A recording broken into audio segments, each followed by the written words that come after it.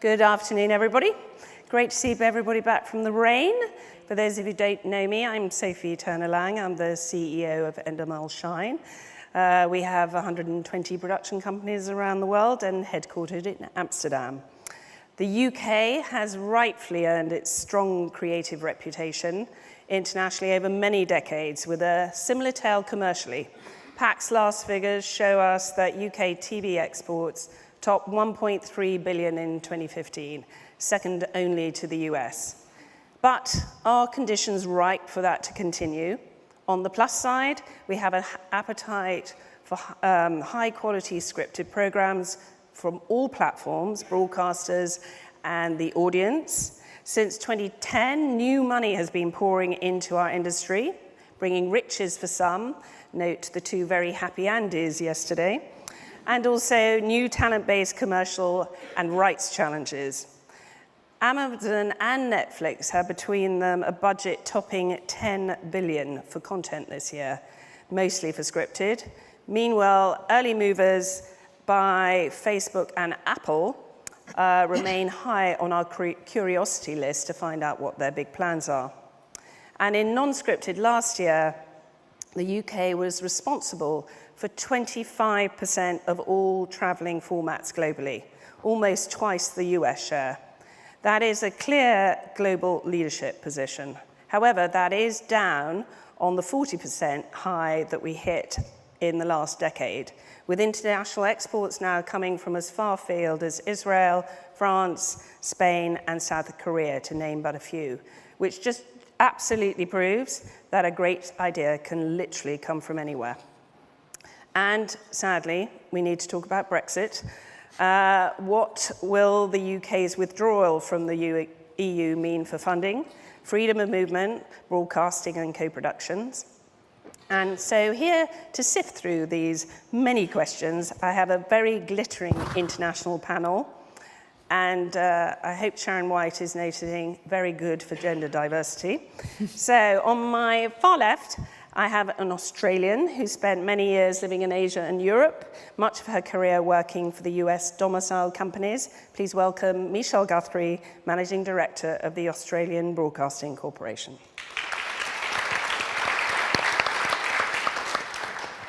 Next to me is a French national who was based on the West Coast for nearly a decade and now heads a German-owned company headquartered in the UK with operations in 30 countries. We're thrilled to have Cecile Frot-Coutaz, CEO of FremantleMedia.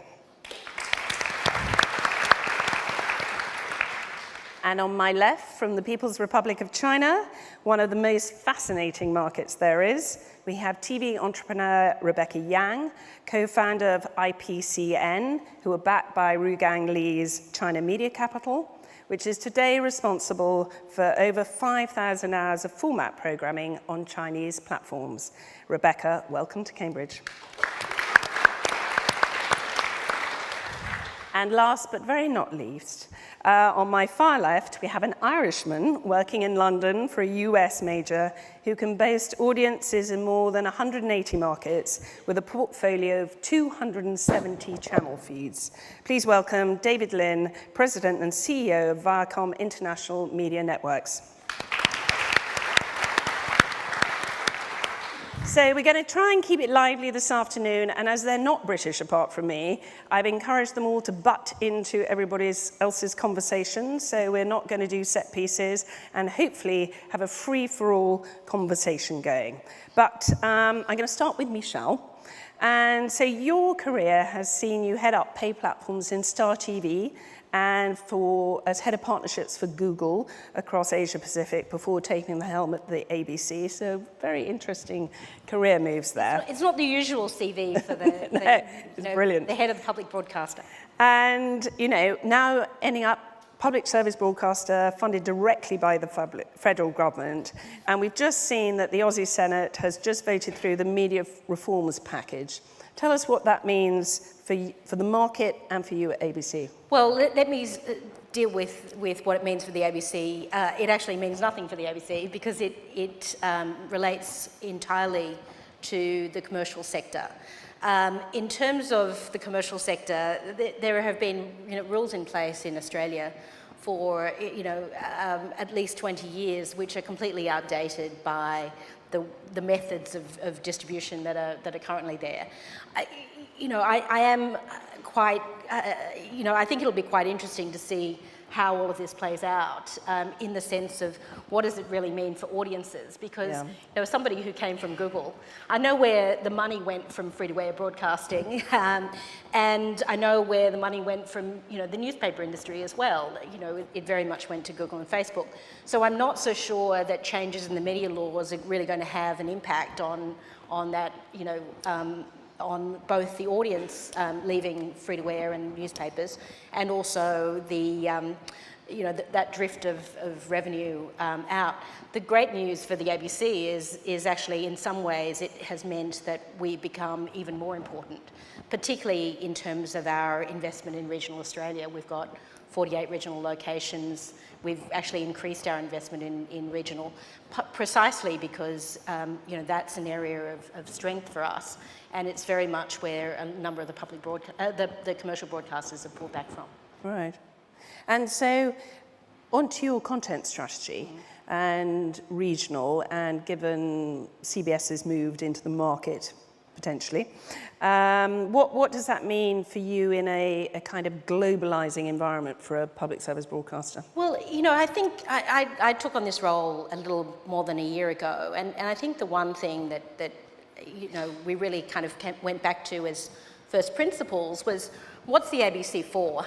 As a public broadcaster that's been operating for 85 years, it really was a time for us to look at that very fast-changing media environment, looking very much at the way in which audience behaviour has fundamentally changed, but then say, what are we for? And when you come back to what are we for, the ABC is really that independent source of Australian culture, conversations and stories. So it means that we frankly need to invest more in that rather than less. But it also has corollaries in the sense of, we have pretty much a fixed budget, triennial budget from the government. And it's important that we make the choices that we need to make, under our own steam. So one of the things we did about 6 months ago was we reduced our management by about 20% and freed up $50 million for more investment in Australian content, very much with an idea of trying to reach audiences that we don't traditionally reach. Mostly audiences under 50, mostly audiences that are consuming our content on third-party platforms. So it has meant a rebalancing of our resources very much towards more content investment rather than less, and taking away from those areas where we just don't see enough value to our audiences. And always the challenge is for any broadcasters is making those budgets stretch. I saw a recent announcement on a drama. Yes, Mystery Road.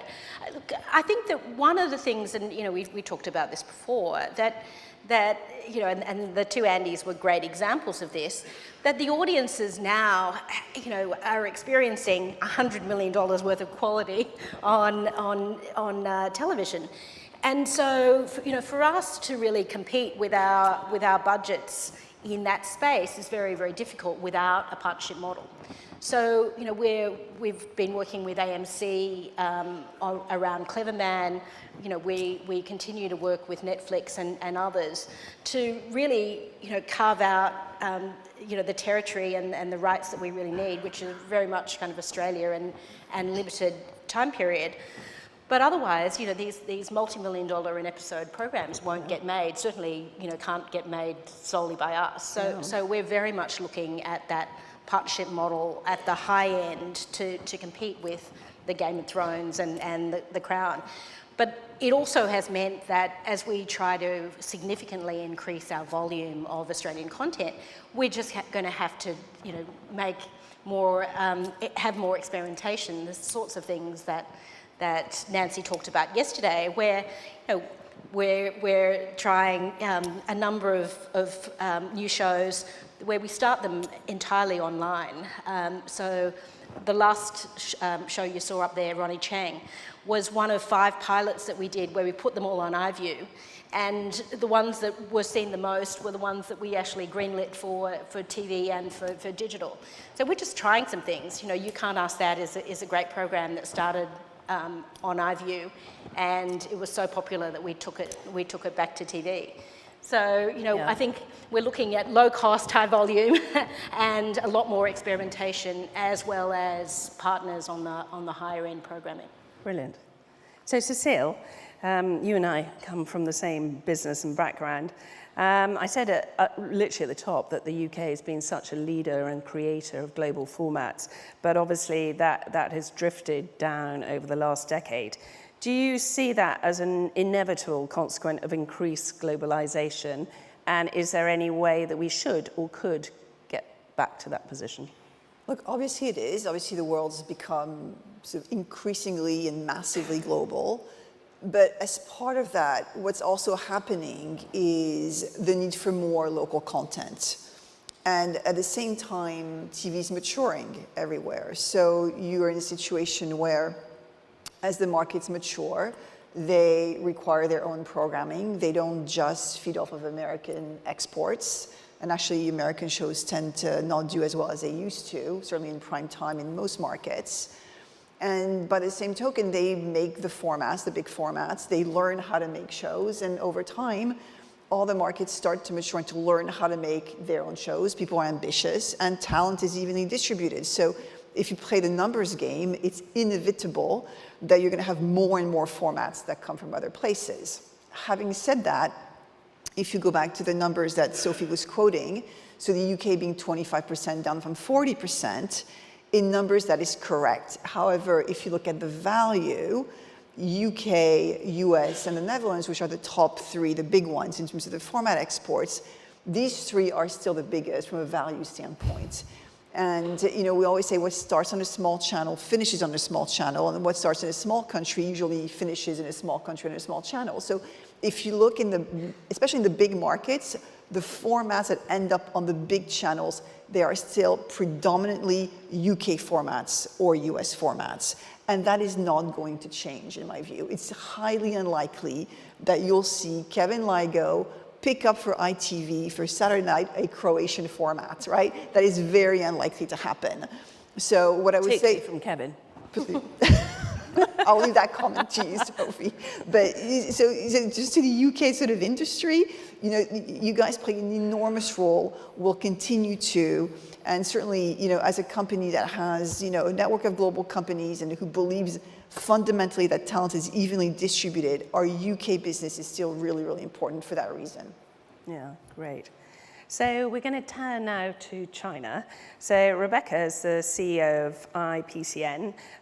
Many of you may know in the room as the absolutely one of the go-to people in China. She's been responsible for introducing global formats like Secret Millionaire, Got Talent, and The Voice to potentially the largest market in the world. And I'm sure I'm not alone in being confused about how complex it is. So, Rebecca, what do you think the size of the prize is for British IP in China?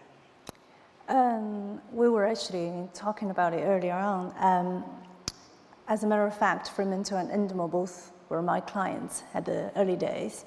And when we first sold 1 versus 100, which is Endemol format to China, it was only in the low figure of 6 figure.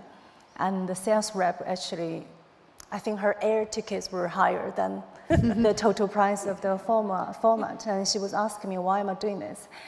But then literally less than 7 years later, Got Talent was sold in China and became a phenomenal success and had 500 million viewers. I think Simon Cowell was a bit surprised. He was asking, was it 50 or 500? I said, 50 million is the population of my city.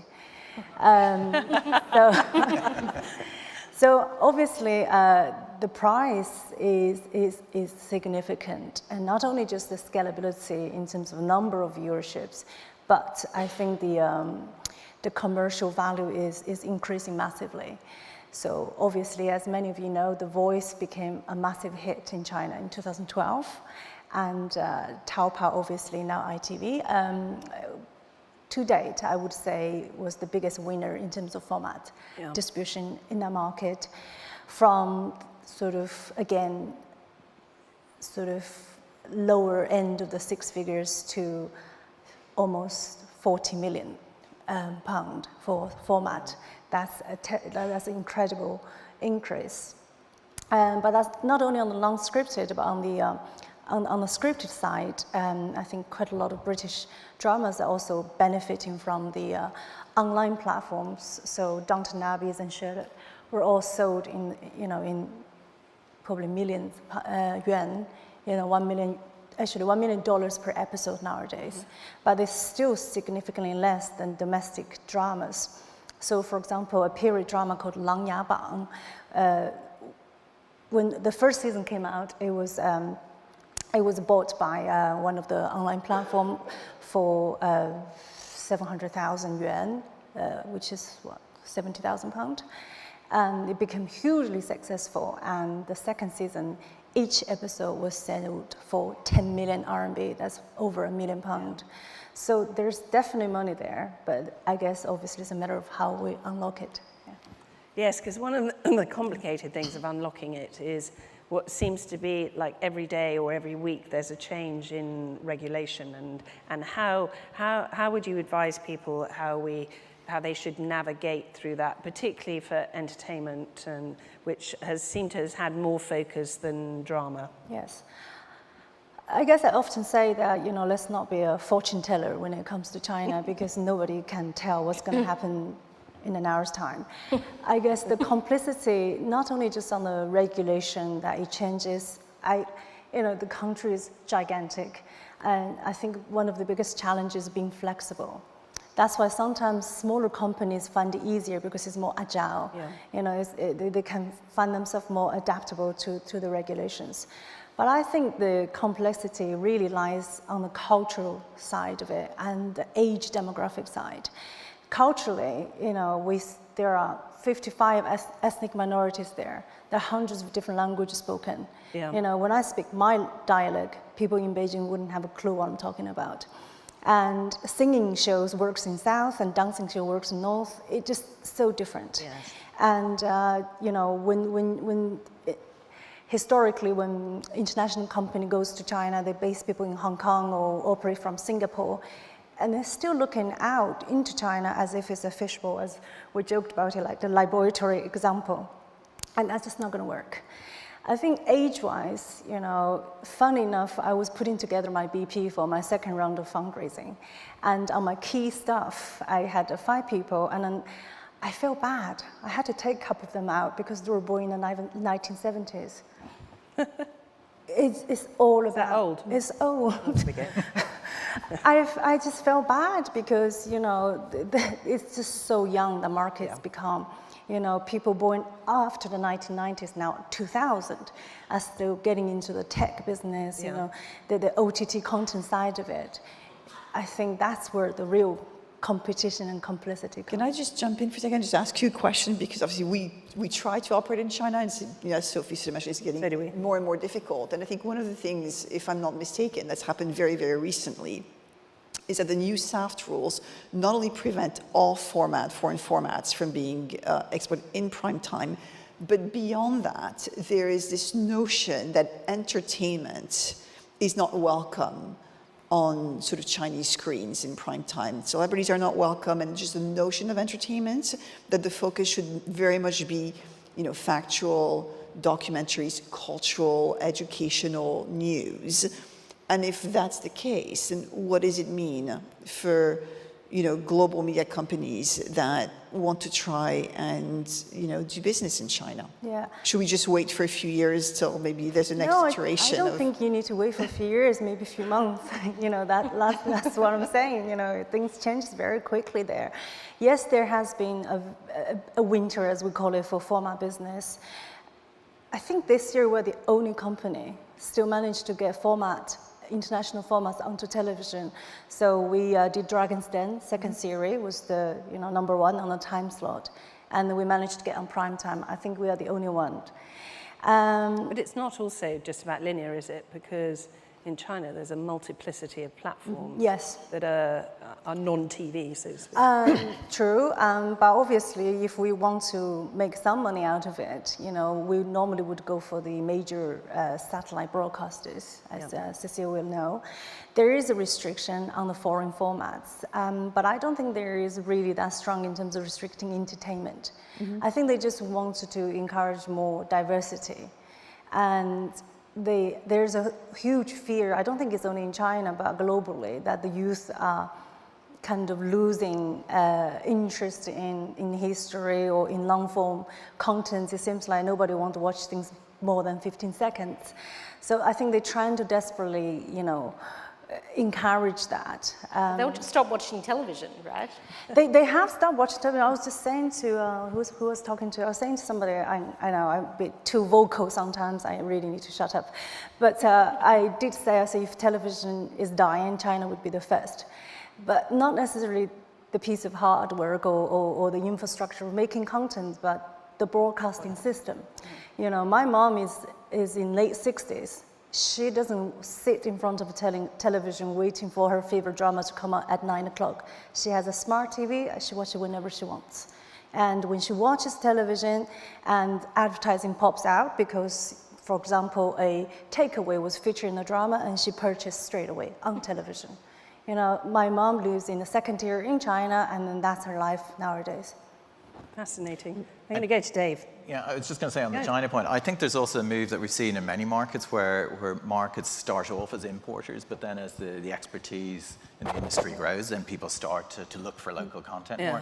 So we've gone from a position of having quite a successful move into China, licensing in mainly to the SVOD players over the last few years.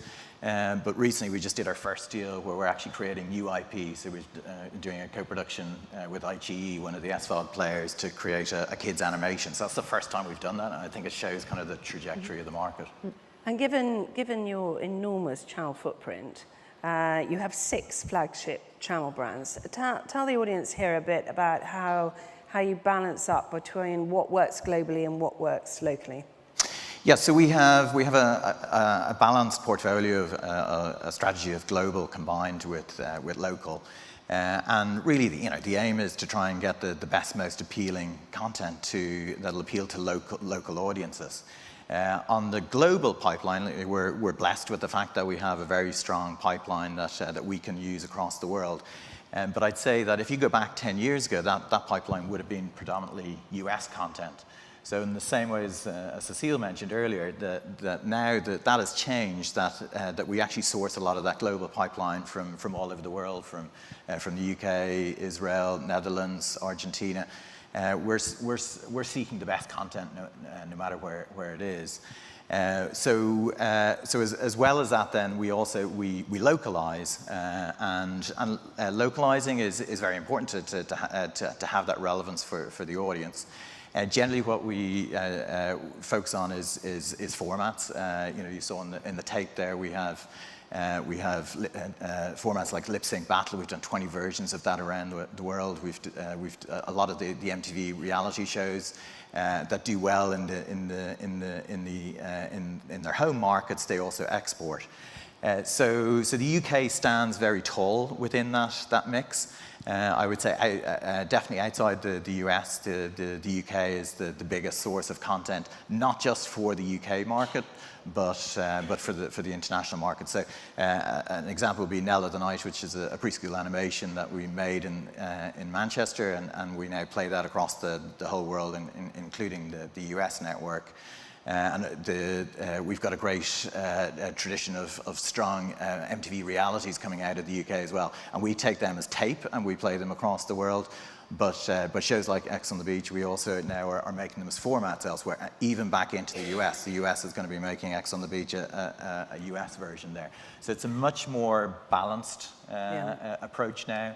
And it really is. It's about finding the best content no matter where it is.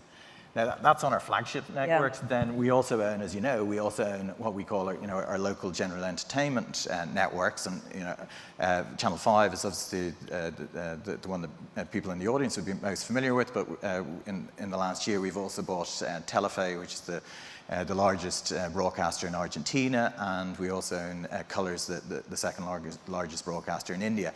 They're much more local. And again, when we bought Channel 5, for instance, there was a lot of people thought that we would turn it into all US acquisitions. When we bought it, it was 50-50, half acquisitions, half commissions. We've shifted the balance more local. It's now 2/3 commissions, local commissions, because that's what the audience wants. And how do the advertisers feel about that? Well, the advertisers, they like the local relevance and they like audiences. So if it works in terms of driving ratings, then the advertisers are happy. Yeah, long may that last. So James was mentioning earlier about having an appetite for disruption. And given Viacom's recent changes in management with Bob at the top and things like that, maybe you could give the audience a bit of insight about what you see, particularly in an era where OTT is really disrupting. Yeah. Clearly, a lot of our networks are youth-focused, are kid-focused, so we are at the cutting edge of that change. And if you look at the international SVOD players, clearly we saw yesterday they're aggressive competitors, both in terms of seeking rights and seeking and going after audience as well. Most of it, we don't have as big a play when it comes to scripted and drama, so we haven't competed with them as much when it comes to the right side. But certainly from an audience perspective, those players, they're taking increasing share. That said, we saw in Lindsay Clay's presentation yesterday that live TV still accounts for the vast majority of viewing. And that's in the UK, but if I look at that in the US, if I look in our European markets, we see the same picture. So there's still plenty of audience there on the linear side. Now that's not to be complacent, because those guys are getting bigger, and clearly they may be moving more into the the reality or fact end side as well. And sport. But the other side of OTT, it's important to talk about the opportunity side, which is that OTT brings a wealth of opportunity. There's a whole world of OTT players beyond the Netflix and Amazons. We actually have 75 deals around the world with different OTT players. And some of those are less disruptive. Within there you will have kind of the skinny bundle operators, like the Slings in the US or Now TV here, that are very supportive of our brands. We think that's a great model. We really support it. And even the SVOD players, there are SVOD players that will support more branded environments. That's very important too. So while you see more competition on the traditional business, and that is slowing down growth, I wouldn't say it's put it into reverse, but if you look at subs around the world, they're still growing, but at a lower pace. But you've got big opportunity on the OTT side has opened up. And one I'd call out there is in Japan, for instance, our MTV channel, we just launched on an OTT provider in Japan. And the audience we've achieved through that OTT provider now outweighs what we're getting on traditional cable. So it does bring you opportunity as well. What are the audience numbers in China on OTT? They're just phenomenal. God, yes. Yes, I think hundreds of millions. I think it's in billions, if not. There is an app called Pear TV, launched about 6 months ago. And I think literally from nothing to now, 6 months later, it was achieving 5 million DAU. So that's the speed. And it was like a news-themed short-form content platform. Interesting. So it's growing very rapidly. And Cecile, on OTT, because they're obviously some of our treasured new customers at the moment, how are you finding that? Because the Andys obviously talk with great joy about their enormous commissions, but we're very reticent on actually talking about the business model. Maybe you'd like to share some clarity on that. Well, like obviously, if you're a content production company, for the most part, they've been good news so far. you know, whether it's commissioning, you know, The Rain in Scandinavia, which our company Miso is making, is the first Netflix commission in Scandinavia, to them being a partner. So for us, Amazon's been an amazing partner. They came on board American Gods. They've come on board Deutschland 86. They've come on board Picnic at Hanging Rock, where they're a partner, and obviously they're not the commissioner. Now, obviously there's challenges as well. The payment terms are a challenge. If it's an original commission, it's global rights. I think it raises really interesting questions in the unscripted world, where, as we know, both Netflix and Amazon have great ambitions to commission unscripted programming. Maybe the next big talent show will come, you know, on one of those platforms. If you have a business like ours, which relies on, you know, format exploitation globally, what does that mean, and how do you handle that? And is that even a business, an interesting business? So, look, I think there's a lot of interesting questions. But, you know, overall, for now, it's been a great story. They've also, I think, really helped sort of raise the bar of what gets produced, and they've enabled shows to be made that could have never have been made sort of 5 years ago. Yeah. You know, Narcos could never have been financed, you know, in a traditional ecosystem. And conversely, you know, we're about to start filming the television adaptation of the Elena Ferrante novels, which, you know, if you're familiar with them, big sort of, you know, bestseller. Well, this is a show that's going to be in the Italian language, filmed in Naples, produced for RAI, and HBO's come on board as a partner. Now, that would have never, ever have happened 2 years ago. Yeah. And the reason it's happening today is because the OTT players have made these shows possible in the local language that are incredibly authentic and shown the world that you can tell great stories from places that weren't exposed before in a local language. And I think that's really positive for, you know, creators out there who have stories to tell. And so on technology and innovation, I'm always struck, I was in China last year, is how fast everything seems to move, in that, you know, almost a cashless society, and that everything's on your phone and all that kind of bit. What's the kind of learnings or the technology that's coming down the pipes now in China that is maybe common parlance now, but yet you don't see because you frequently visit the UK? What are we missing out of, and that we should get up to speed on quite quickly? Well, I think obviously here in the UK, I think when it comes to technology, and, you know, we're talking about the whole OTT side of it, are still very much concentrating on the content and distribution. But I guess in China, we are far more advanced to focus on the user experiences, where data and tech lies in the heart of it. So when it comes to experience, you know, referring to the restriction on format importing, so obviously we have been suffering too. And so last year we invented 2 live streaming shows. And literally there were 200 live streaming apps launched last year in China. And half of them died today. But the few major players enabled us as content providers to take advantage of that technology and making contents. So we made a show called White Collar Boxing, which is basically white collar people beat each other up after 3 months.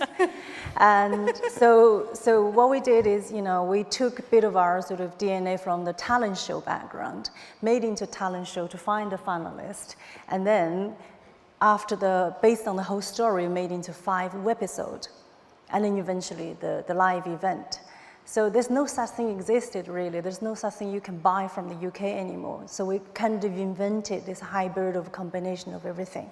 And interestingly, the most revenue come to us are not from sponsorship, not from commission from the platform, but from virtual gifting. Yeah. We've earned unexpected amount of money from virtual gifting. I was surprised. We had no celebrity involved whatsoever. And tell people how that works, the gifting. Because, as you said, the in-app consumption, in-app payment is so advanced there. Literally, I walk around in China just with my mobile phone. If I lost my mobile phone, I'll be crying. I go into trouble today coming here because I didn't have any cash. And so literally, you could be watching this show live streamed on an app, and you can send people Lamborghinis, you can send people helicopters if you like them, and those things can cost up to hundreds of pounds each. And then people just bombard you with fake Lamborghinis, virtual Lamborghinis, because they like the contestant in the show. And obviously, all payments are through either Alipay or WeChat payment. Yeah. And the cost of the Lamborghini is zero, right? Well, the Lamborghini, obviously, the money value is about £200, you know. Yeah. So the audience. But I meant the cost of actually providing that as a service. It's nothing. Exactly. I know. So we were very surprised when that happened to us. Yes. And then what further led to was the advertisers changed their ways of marketing. Yeah. You know. So then, you know, we had a energy drink sponsoring us.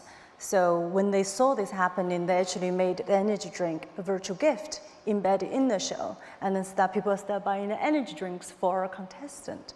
So the way of advertising are also sort of changing around the content being made and then technology that's distributing it. We have such restrictive rules and regulations about product placement here, whether one ever gets to that world.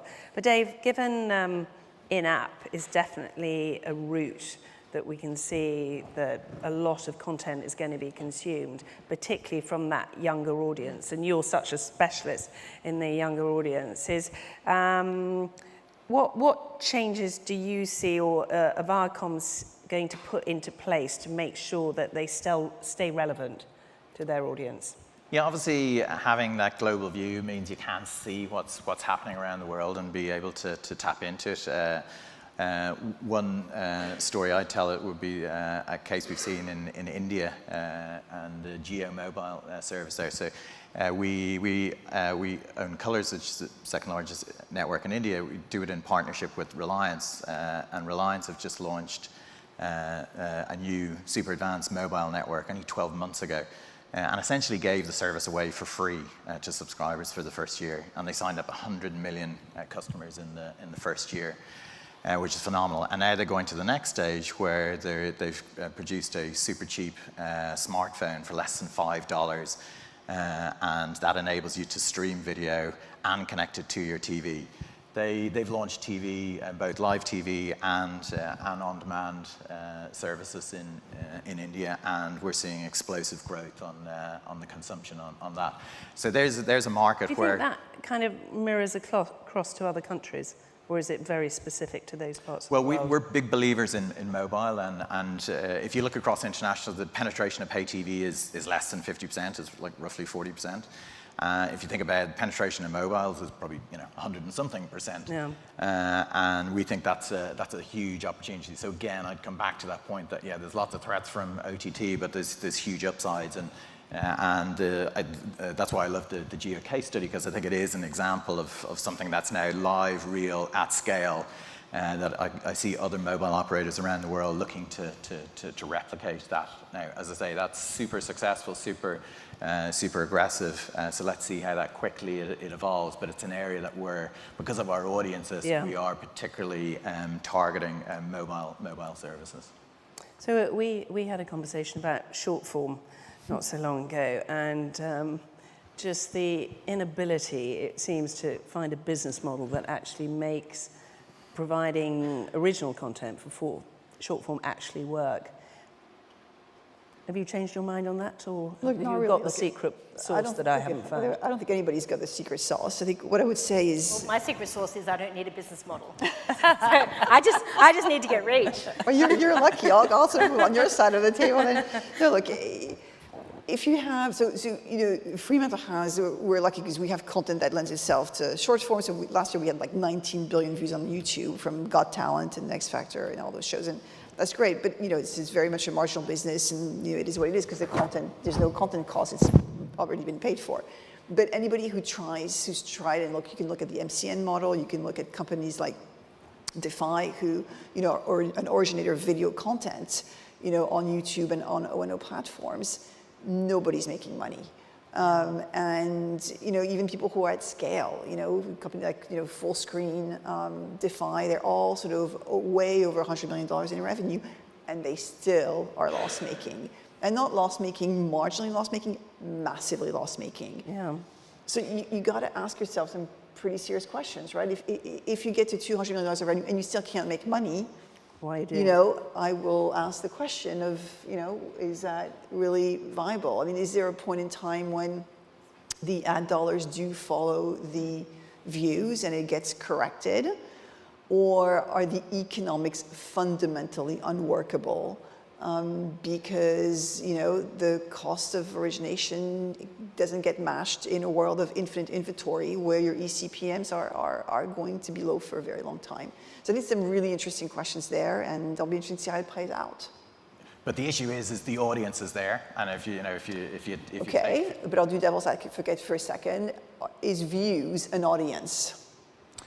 Well, certainly, I would say time. So if I look at our young audience, there's no doubt that, you know, there's still a lot of live TV there, but there's now less time on live TV, and they are spending more time on social. So I think for sure. I'm not saying they're not spending time there, but it's not monetizing partly because, you know, does that diffuse, these diffuse numbers, there's a lot of mass, obviously, but it's not aggregated behind a premium piece of content, and that makes it very hard to monetize, right?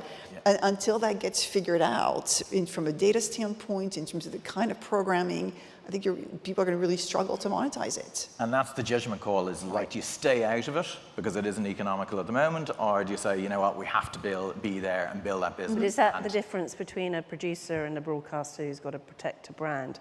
What do you think, Michelle? Well, look, I have a very different business model. But you know, I think that the key thing for us is around engagement and going where the audiences are. So you know, we currently reach 70% of the Australian population across radio, TV, and online on a weekly basis. But you know, and on a monthly basis, about 85%. But if we're aiming to really increase that engagement and increase that reach, that's really not going to come from people coming to us. It's us going to them. Yeah. So you know, wherever they're spending time, whether that is, you know, so our news service now is you know, the #1 service on Apple News. You know, we've experimented with Facebook Messenger, and it's doing sort of, you know, incredibly well. Yeah, that's very different, because that's I completely agree with you. You can't have an ecosystem right now where you have, you know, whether it's a television program or whether it's something else, where you don't have an enormous amount of sort of social media present to have the connection, the engagement, et cetera, et cetera. The question, which I think to me is still the big question, is what does an origination business look like when you're purely digital, short form? And to me, that's still the big outstanding question. In China, in the short form, is there a big business in short form because it's associated with brands, or how does that work? No, I think short form is enjoying quite a good increase there. Like I mentioned earlier on, the Pair TV, for example, Kuaishou, for example, they are enjoying, you know, lower end millions of DAU, higher end tens of millions of DAU, but they are still very much, as you said, in a capital world of game. You know, there might be a bubble, I don't know. However, the whole short form MCN model is working for us. So, for example, we made Super Nanny for 5 seasons in China. And it was quite an interesting show to make because we only have 1 child in the family with 6 adults. And you know, when we first bought the show, and then in the production Bible, it said you must not cast family with less than 2 children. When okay, that's not going to work then. But anyway, so back to the point, we made 5 seasons of it, but the broadcaster stopped commissioning it, and it just doesn't draw enough audiences, and advertising is not working. About a year ago, we started to build our own social media, our own social sort of WeChat media, called our sort of like a super parenting channel. And we made 4 sort of short form programs on that. And, you know, one is called Spicy Mommy, Yummy Mommy Liaising, Super Daddy, and then we have a Royal Nanny, you know, from here in the UK, teaching people all about making your girls a fair lady, et cetera, et cetera. And then we start getting a lot of advertising. So we have big brands like VW and you know, FMCG products all spending money with us.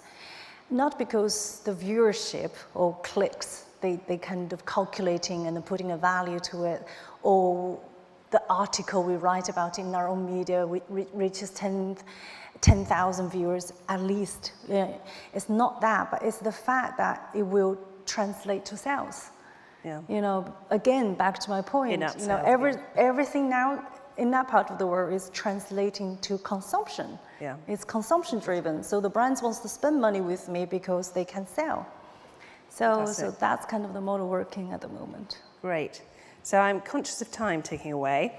Not going to get off the subject of Brexit. So David and Cecile, you're UK based. What do you think are the implications for this? Well, the biggest impact for Brexit for us is the ad market, frankly, and we definitely have seen a softening of the ad market since the results last June. And a lot of people will debate as to exactly how much that is Brexit or other factors, but I certainly believe that it was an important element. So that's the biggest factor in terms of how it affects us with a large advertising business in the UK. Then on top of that, we heard Sharon White talk about country of origin. There, we will manage that. We have operations all over Europe, so to the extent that we need to operate out of the main EU base, then we can do that, and we'll adjust to that. And then lastly, talent. And it's, for an international company, it's key that we get the best talent, but also that we get international talent as well. So whatever comes in place in terms of work permit system, etc., it needs to be a workable system that's practical. Would you agree with that? Yeah, I would. I mean, look, as a French woman with a German owner, June 2016 was sort of not a happy month. But listen, in the end, our concerns are similar. It's about movement of people. Boring issues like taxation and how that is all going to pan out especially for us as part of a European group, and issues around sort of EU quota for British drama, trademark laws. So I think there's obviously a lot of question marks, and cost of doing business in the UK, right? To make sure that this economy here remains healthy, creative, and connected. Very connected. In the end, sort of closing, as we're going right back to the beginning of the panel, this is a global world in every way, shape, and form. And as creative economies, we benefit enormously from being part of, a global economy. Good. So we've got a couple of minutes to the end, so I'm going to go to questions now. Anybody? Absolute stunning silence. No questions at all? Obviously, we've answered all their questions so immaculately. So, okay, just before we close, one last prediction from each of you. So, sitting here in Cambridge now, what do you predict the changes are going to be before we hit Cambridge in 19? Well, I think certainly for us, what we're aiming to do is join up our services. So, right now, our radio services are here, our podcasts are here, our catch-up platform is there, our TV is there, online news is there. Increasingly, finding a way of both personalising and connecting those services to Australians in a way that shows the depth and the breadth of what we do, and provides those services in a much more connected way rather than the silos that we currently do. Cool. So I think for me in 2019, I'll be really interested to see whether, Facebook and their original content strategy. So are we going to be sitting here and have a whole panel talking about what's worked and what hasn't worked, and commiserating on the business terms of, how Facebook is determined to make inroads in the television business. So that'll be my prediction. Cool. Rebecca? I think I'll be interested to see how technology, again, will influence the content making and broadcasting here. Literally July this year, the State Council of PRC launched the roadmap for AI strategy, and stated that China wants to be the center of AI technology by 2030. So it'll be interesting to see how that investment will come to this part of the country and changing the way we all work. Yes. Particularly, I think the impact on content and content production is going to be fascinating. Dave? Well, I think the first Cambridge I came to was about 14 years ago, and we were talking about digital disruption. So my prediction would be in 2 years' time, we'll be talking about digital disruption. It's constant. It is constant. It's never ending. Okay, I'd like you to join with me and thank this great panel for all their insight and attributes. And if you wouldn't mind just bearing with me while we move the stage around for the next session. So thank you very much, everybody here.